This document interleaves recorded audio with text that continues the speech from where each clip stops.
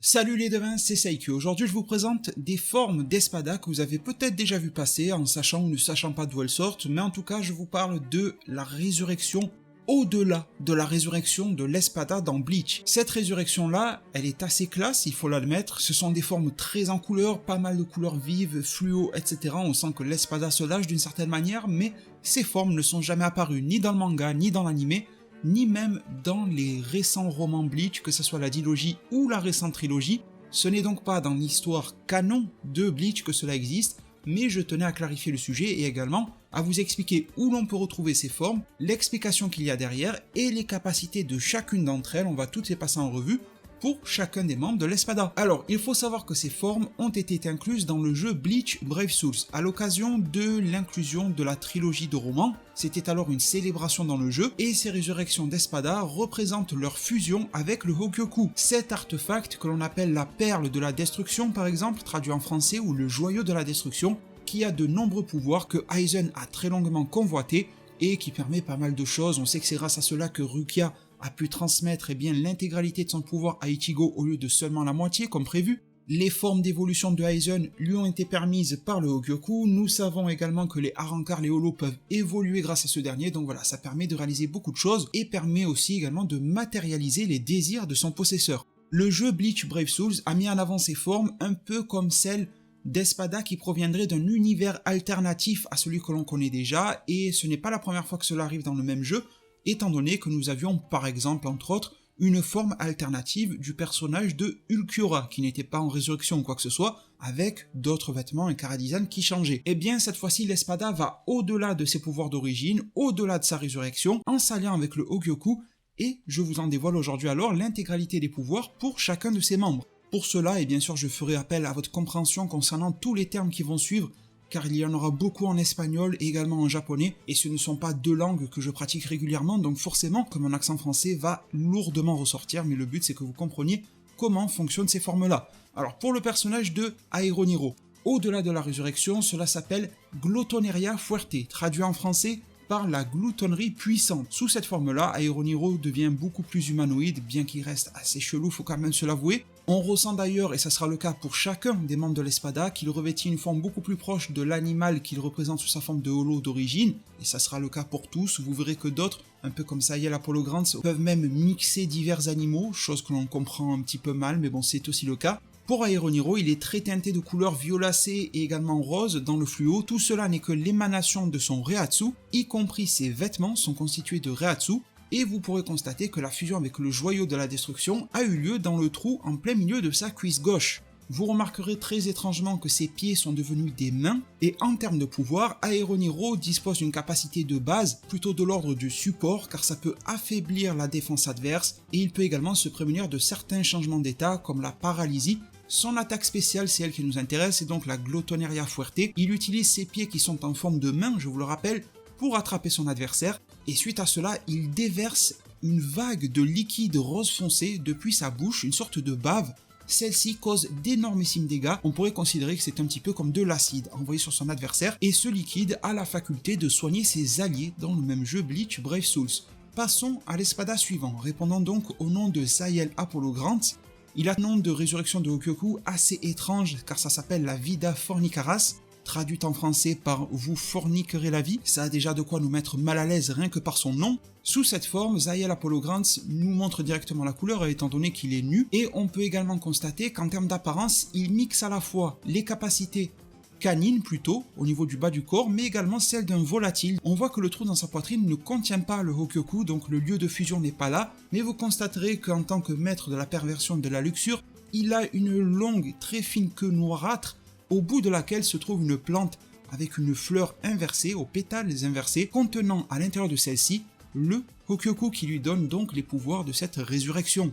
La première capacité de Sayel Apollo Grant sous cette forme-là est de pouvoir empoisonner son adversaire à chaque fois où il attaque, et également de pouvoir se prémunir du poison adverse. C'est un personnage qui attaque à distance, et son attaque spéciale, la Vida Fornicaras, consiste à se poignarder lui-même dans le trou de sa poitrine, celui qui ne contient pas le Hogyoku, ce qui fait que l'une des larmes va se mettre à enfler, à se remplir, à exploser, et causera d'énormes dégâts sur l'adversaire, l'empoisonnera et fera revivre les coéquipiers qui sont tombés également au combat. Passons ensuite à l'espada qui dispose de je ne sais combien d'yeux greffés sur le corps, à savoir Zomaరి Ruro. Le pouvoir de cette espada au-delà de la résurrection, et je vais essayer de vous le lire en phonétique car il est très compliqué, donnerait approximativement quelque chose du genre Buruheria Goberu Nante, ce qui voudrait dire le maître de la sorcellerie. Cette forme ressemble énormément à la résurrection que l'on connaît de base de Zomaри, sauf qu'elle arbore des couleurs en fait assez différentes, toujours dans le fluo, dans le rosé, etc. Il n'a pas également la carapace qu'il avait autour de lui, et on voit qu'il est un petit peu plus massif. Le Hogyoku, quant à lui, n'est pas du tout caché, vous pourrez le voir sur la partie droite de ses pectoraux, donc dans le trou en tant que holo dont il dispose. Son Reiatsu déferle, comme pour toutes les formes de résurrection au-delà de cette dernière, et on peut y voir que à la place de la carapace qu'il pouvait avoir auparavant, il dispose de 4 boucliers qui ressemblent un petit peu à des crânes noirs. Une fois transformé ainsi, Zomari a pour première attaque le pouvoir de contrôler et de manipuler la nature. Ultime, donc le maître de la sorcellerie, il se met à faire de drôles d'incantations, son corps réagit de manière très étrange, sa tête s'incline totalement à l'horizontale pour finalement laisser place à un pentagramme qui apparaît devant lui, et on voit qu'une forme de flore se développe tout autour de lui, lui permettant d'attaquer et d'infliger d'immenses dégâts à son adversaire. Vous l'aurez compris, l'espada n'est pas là pour blaguer sous cette forme, et on va encore hausser le niveau avec notre cher Grimmjow Jaggerjack. Au-delà de la résurrection, il s'appelle Panthera Destruction. Cette forme ressemble énormément à la forme libérée de Grimmjow, à quelques différences près en termes de Reiatsu beaucoup plus bleuté fluo qui apparaît, également quelques marques sur son corps qui changent, le masque dont on ne voit plus aucune trace, mais on reconnaît grandement quand même la forme libérée de Grimmjow. On aurait eu l'impression qu'elle a été légèrement modifiée, en même temps celle-ci n'en avait pas forcément énormément besoin pour retranscrire la brutalité de Panthera. Le lieu de fusion avec le Hogyoku est tout en bas de son dos, au niveau de ses reins, en plein milieu, et vous remarquerez qu'il s'est également teinté lui aussi de bleu fluo en guise de réaction au contact du Reiatsu de Grimmjow. Étrangement, il devient un personnage dans le jeu Bleach Brave Soul, un personnage que l'on utilise plutôt à distance, qui peut lacérer son adversaire.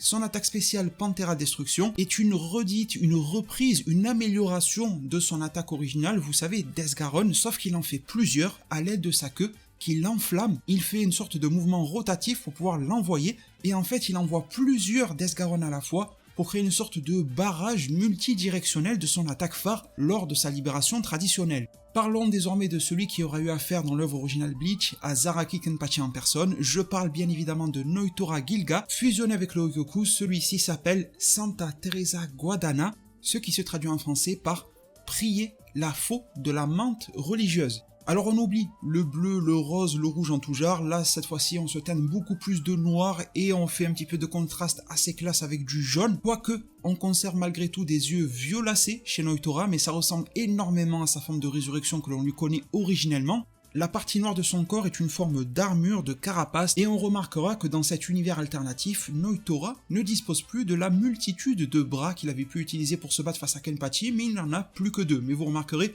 qu'ils sont quand même bien affûtés, avec des énormes lames qui rappellent en fait cette faux de la menthe religieuse. Afin de remplacer les bras manquants, Noitora décidera sous cette forme de se créer à la base de son Reiatsu uniquement 4 autres lames ressemblant à celles de la menthe religieuse en noir entourées de jaune autour de lui. Vous aurez peut-être un petit peu du mal à distinguer où se trouve le Hogyoku sous cette forme de fusion avec ce dernier. Il faudra regarder au niveau de son creux dans l'œil gauche. C'est à ce niveau-là que le joyau de la destruction a choisi de se loger. Dans Bleach Brave Souls, après cette transformation, il devient un personnage de corps à corps. Dans Bleach Brave Souls, il a la possibilité avec son attaque de base de potentiellement paralyser son adversaire, et son attaque ultime, Santa Teresa Guadana, Noitora se joue de son adversaire un peu comme un insecte en chasse pour se nourrir. Il finit par le poignarder avec l'une de ses lames de Reiatsu. Il tord son adversaire, il le tord en deux, ce qui aura pour but de lui infliger des dommages et également un effet de paralysie. Alors là, je pense qu'il y en a un que vous attendez tous, au-dessus de Noitora, c'est Ulquiorra Schiffer. Une fois transformé dans ce monde alternatif, son pouvoir en phonétique japonaise s'appelle Tormenta de Murciélago, que l'on pourrait traduire en français par la tempête de chauve-souris. Vous remarquerez que cette forme visuellement fait écho à sa Segunda Etapa, donc on est censé être au-delà de la Segunda Etapa de résurrection de Ulquiorra. Ses cheveux se rallongent, ils sont tout blancs, il a des cornes en Reiatsu vert noir, il a également 4 grandes ailes noires, une flamme de Reiatsu de la même couleur au bout de sa queue, et il est vêtu d'une espèce de robe et on voit que son Reiatsu vert est assez débordant. Il y a un détail particulier qui a été accordé à la résurrection de ce personnage, c'est car le trou qui accueille le Hogyoku est en plein milieu de sa poitrine et il ressemble à une forme de cœur. Ça fait réellement écho à l'histoire du personnage de Ulquiorra dans l'œuvre originale, le manga Bleach. Lors de son attaque ultime sous cette forme, Ulquiorra rassemble le Reiatsu, rassemble l'énergie spirituelle et en faire une tornade qui va s'abattre sur l'ennemi. Cette attaque n'a pas d'effet particulier comme la paralysie, le poison, etc. Mais c'est une attaque purement basée sur la puissance et les dégâts causés à l'ennemi. On va faire une petite escapade au sein de l'Espada car il y a un personnage qui a profité également de la résurrection au-delà de la résurrection dans le jeu Bleach Brave Souls. C'est le personnage de Neliel. Son pouvoir s'appelle Lanza de Luz Gamuzza, autrement dit en français la lance du chamois de la lumière. Ça rappelle un petit peu sa forme justement une fois transformée un petit peu de manière animale. On le ressent également énormément visuellement sur l'apparence qu'elle prend. Son masque de holo disparaît, elle est mi-humanoïde, mi-chevaline d'une certaine manière pour rappeler le fameux chamois. Et le Hokyoku ne fusionnera pas directement dans son propre corps mais dans sa lance. Regardez la zone creuse qui sert de poignée par rapport à la lance derrière le dos de Neliel et vous y remarquerez la petite sphère qui est venue s'y loger. Elle devient un personnage qui attaque à distance, qui peut affaiblir son adversaire, donc des capacités spéciales en plus de causer des dégâts, et son attaque spéciale, Lanza de Luz Gamuzza, lui permet de créer non pas une tornade comme Ulquiorra de Reiatsu, mais une vague de Reiatsu qu'elle déchaîne du haut d'une colline et qui va déferler sur son adversaire pour lui causer des dégâts et également affaiblir sa défense.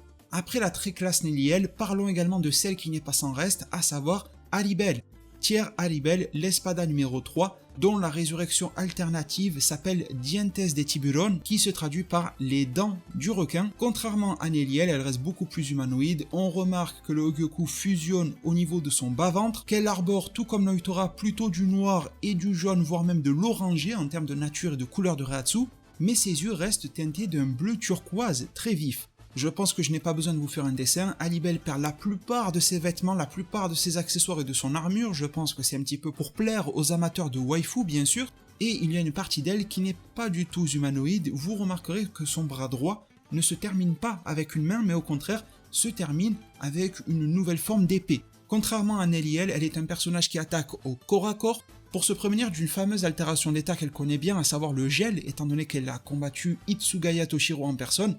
Elle peut se créer une barrière qui lui permet d'éviter toute forme de congélation adverse. Sous sa forme maximale, Dientes de Tiburon, elle rassemble tout son Reiatsu dans son épée atypique. Cette épée se transforme en un fouet et lors du claquement de ce fouet vers le sol, plusieurs geysers d'eau se déversent sur l'adversaire. Ça rappelle un petit peu les attaques qu'elle était capable de faire et qu'elle avait utilisées contre Hitsugaya, mais de manière optimisée et plus puissante désormais. On continue dans le haut du panier de l'Espada. Cette fois-ci, vous savez très bien de qui je veux vous parler, Baragan Luisenbarn. Une fois évolué ainsi, il s'appelle Destino Arrogante, à savoir le destin arrogant, ça lui ressemble bien d'ailleurs. Le roi du Wekomundo arbore une forme qui lui ressemble, mais tellement j'ai envie de vous dire. Il a un petit côté également chaman, d'une certaine manière, je trouve, au niveau de ses ossements qui lui poussent comme des ornements autour du visage et de son crâne. Ça rend réellement honneur à la magnificence du personnage. On a l'impression qu'au niveau de ses armes ou de ses accessoires, il a pas mal d'or. Il a également une fourrure noirâtre qui sert d'ornement à son Reiatsu rosé violacé, le Hokyoku que vous ne pourrez pas manquer en plein milieu de sa poitrine. Baragan en impose clairement sous cette forme-là. Il devient un personnage, tout comme il l'est déjà de base, qui attaque à distance. Il a pour but alors d'affaiblir son adversaire, d'améliorer ses propres capacités par certains coups de Trafalgar qu'il est capable de faire dans le jeu. Et son attaque finale, celle qui nous intéresse, Destino Arrogante, consiste en ce que le roi du Wekomundo se lève de son propre trône et qu'il se mette avec son énorme hache à taper le sol, ce qui va venir littéralement fendre ce dernier pour que le Reiatsu noir et marron s'y insère. Ces failles dans le sol emplies de Reiatsu malsains vont donc atteindre leur adversaire et lui infliger d'énormes dégâts. Il ne nous reste alors plus que 2 espadas pour terminer le top. Nous avons le personnage de Coyote Stark, dont le pouvoir s'appelle Revolver de los Lobos, à savoir donc le revolver des loups. Coyote Stark est un personnage très particulier, également avec sa fraction, et vous remarquerez alors que le Hokyoku n'est pas unique, mais qu'il en a bien 2. Il a 2 trous en plein milieu du corps, un en plein milieu de la poitrine, l'autre en plein milieu de l'abdomen, pour représenter les 2 entités qui composent ce personnage. Étrangement, il devient revêtu de noir, son Reiatsu devient soit bleuté soit verdâtre, et c'est justement ça qui me séduit dans le chara-design du personnage, c'est qu'il tranche énormément avec l'original qui était tout de blanc vêtu. En termes de pouvoir, l'Espada numéro 1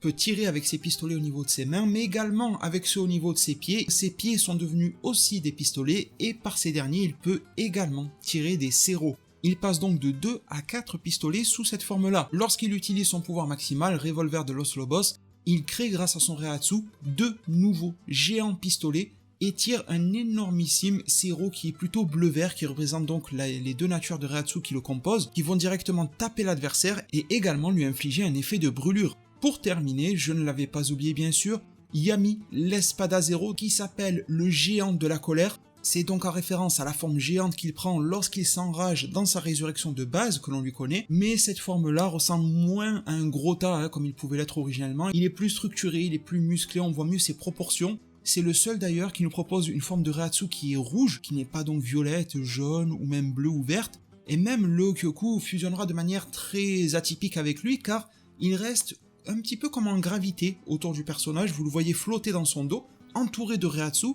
Donc en quelque sorte la fusion s'est faite de manière plutôt immatérielle avec le Reiatsu de Yami plutôt que physique à l'intérieur du corps de ce dernier. Cette forme maximale pour Yami, forcément, vous vous en doutez, fait de lui un personnage au corps à corps, il ne pouvait pas en être autrement, lui permet de brûler son adversaire, de réduire le temps pendant lequel lui-même Yami restera congelé s'il reçoit une attaque de glace, et lors de son attaque ultime, le géant de la colère, en phonétique japonaise très approximative, Eru Gigante de la Ira, il claque ses mains sur le sol pour déclencher une éruption d'énergie qui ressemble à une éruption volcanique, il la déferle sur son adversaire, à nouveau, il peut causer l'état de brûlure à son opposant.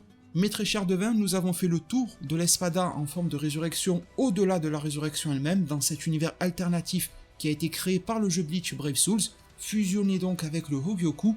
Vous me direz en zone commentaire tout ce que vous avez pensé. Est-ce que vous auriez préféré que ça soit ces formes-là de résurrection, visuellement en termes de capacité, qui soient dans le manga original Bleach et donc dans son animé, ou est-ce qu'au final vous vous dites qu'on a évité le pire et que l'on aurait pu tomber sous cette forme de décadence et que le jeu Bleach Brave Soul en a peut-être un petit peu trop fait, ou alors peut-être que vous serez fait de nuances en disant que pour tel Espada vous préférez sa forme de base, pour tel Espada vous préférez sa résurrection au-delà de la résurrection. Personnellement c'est plutôt mon cas. Il y a des personnages pour lesquels j'ai tendance à préférer la résurrection de base. Zaya l'Apollo Grants, j'ai tendance à préférer la résurrection de base. Peut-être même pour Noitora aussi, même si je kiffe bien le concept. Il y en a d'autres comme Aeroniro, Baragan, Grimjo même, Coyote Stark, pour lesquels j'ai tendance à préférer la nouvelle. Et il y en a d'autres qui me laissent un petit peu plus indifférent. C'est vrai que le chara design par exemple de Ulquiorra, je le trouve extrêmement classe, il en impose sous cette forme-là visuellement. Mais je trouve que la valeur ajoutée par rapport à ce que Ulquiorra pouvait déjà nous donner dans l'anime Bleach n'est pas si énormissime. Je trouve que le personnage de Yami me laisse un petit peu perplexe sur le côté éruption volcanique, pourquoi ce dernier se mettrait d'un coup à créer des brûlures. Tandis que Zomari, bien lui, ne me bouleverse pas du tout.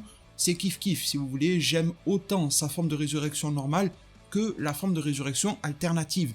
Vous me direz dans le commentaire si vous êtes plutôt divisé un petit peu mitigé comme moi, ou si vous avez un avis franc sur la question, à savoir je préfère la résurrection originale ou la résurrection Hogyoku. Je suis très curieux de vous lire bien sûr. Si ce contenu vous a plu, pensez à mettre un maximum de pouces bleus, à vous abonner, à activer la cloche des notifications. Merci du fond du cœur, prenez tous extrêmement bien soin de votre futur, et à plus pour de prochains arts divinatoires.